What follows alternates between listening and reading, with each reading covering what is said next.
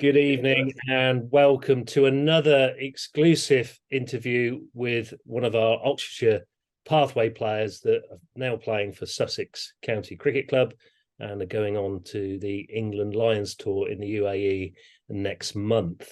I should say this month, actually, November. So it's quite an exciting time for the two guys from Oxfordshire. We had Ollie Price on last week, gave a really good insight into his way of what he wanted to do and get out of his tour. So we've now got James Coles with us. Welcome, Colesy. How are you?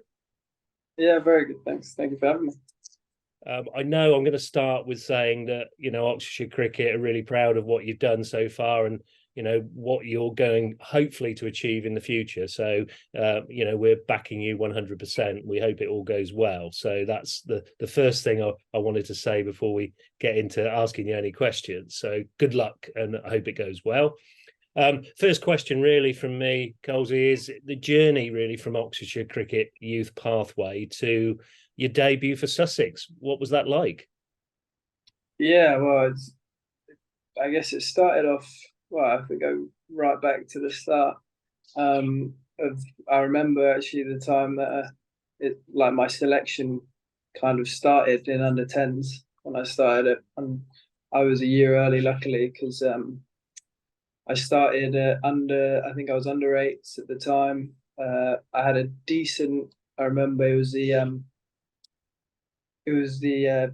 was for Aston Rowan playing in the final actually at Challenge Childry, I think it was, and yeah, did all right. Neil Pickup saw me, and he selected me for the under 11s district tour.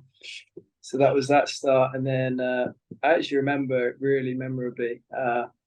We had like an indoor session, and I hit one nice cover drive. I remember it so vividly. In this indoor session, I instantly got bumped up the order to 4 for the next game, even though I'd never really done it. Yeah, from there, I guess it kind of was a pretty smooth upwards curve through the pathway. Got on the EPP at I think 12, 13. Yeah, and then made my way pretty quickly onto the academy of Sussex at 15 after a decent Bunbury year. And then yeah, now I'm where I am. I guess made my debut when I was 16, and that came pretty quick.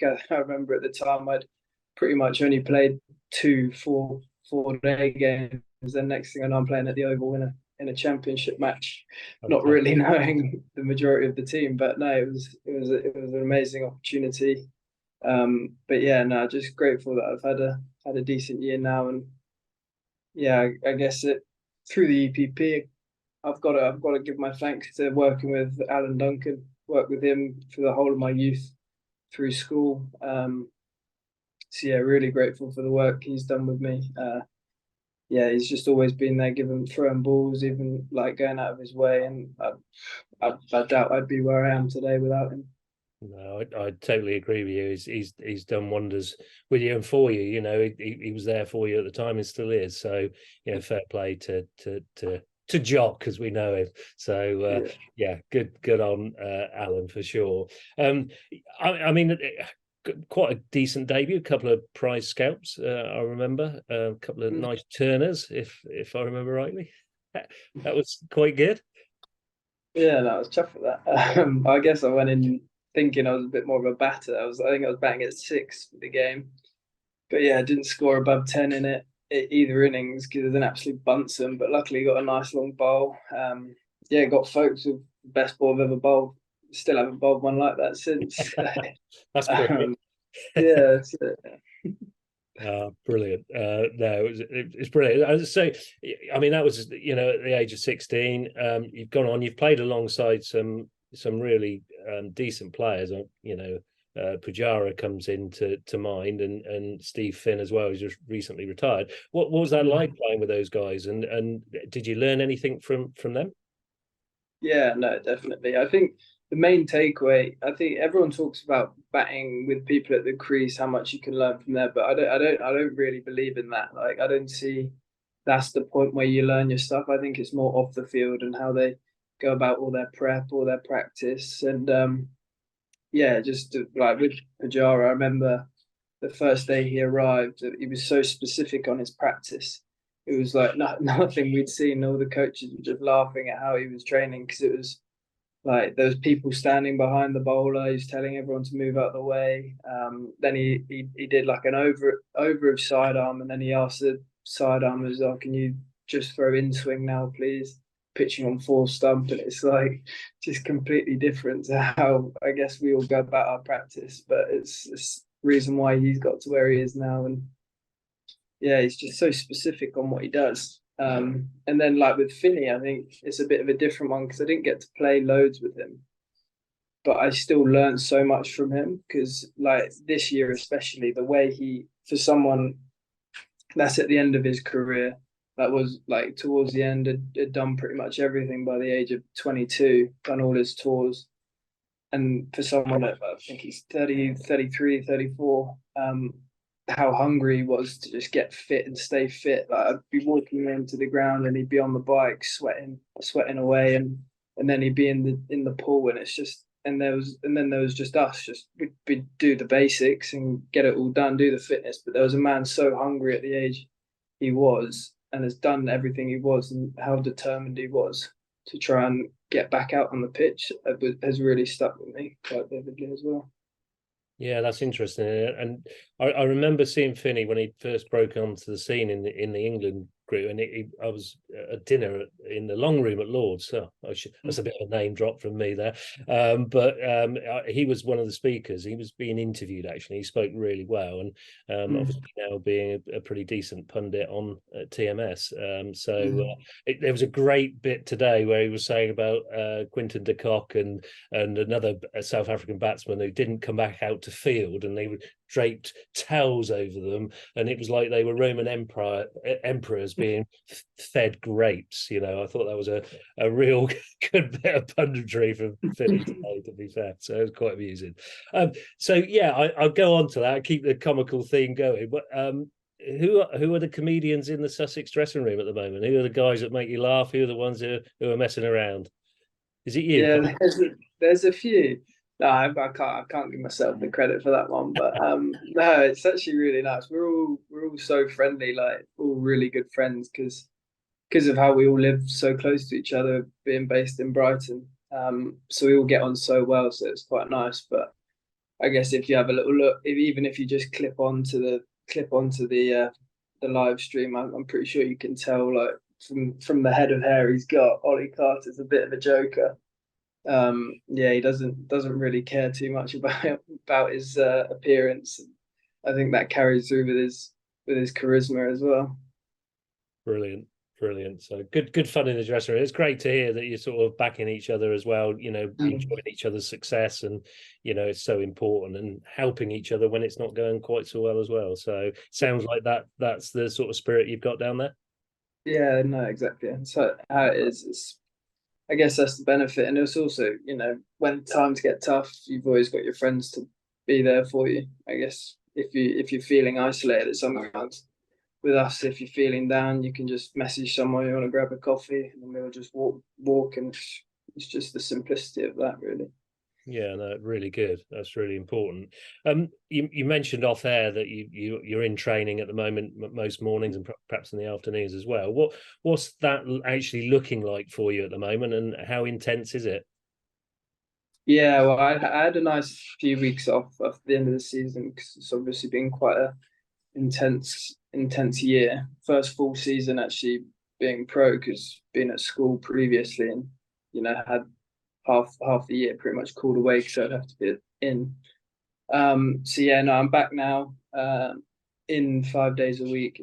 I'm trying. It's quite intense at the moment because I'm trying to get myself fit for Abu Dhabi because Jack Carson pre-warned me about this. So he said he went last year a bit underprepared fitness wise, and it cooked him when he came back. So keeping that in mind, I yeah in Monday, Wednesday, Friday, gymming and doing skills, and then Tuesdays, Thursdays.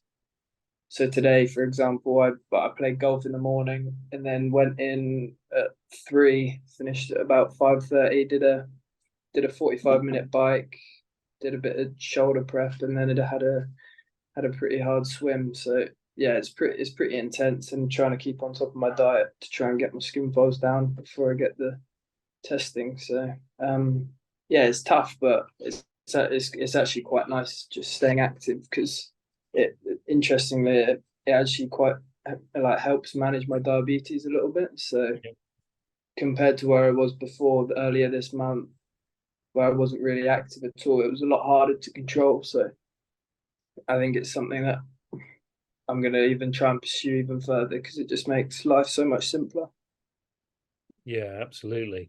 That's good to hear. So you're still hitting a few balls and bowling a few balls along the way as well? Yeah. So Monday, Wednesday, Friday, getting a good bowl, having a nice hit.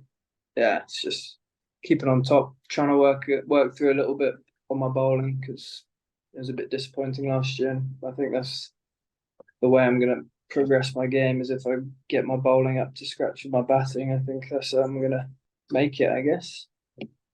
Yeah, I mean it's interesting. I think you're one of those people that are a genuine all rounder. I think your bowling is a real really good skill of yours, a good discipline to have. So yeah, I'd be disappointed to see that slip away, because I think it's good left arm spin is always crucial, I think. So that would be good to see that progress and flourish as well. If you, I mean, with that, I suppose, I mean, you had this big 180. What was that like? Getting that first big 100 for Sussex.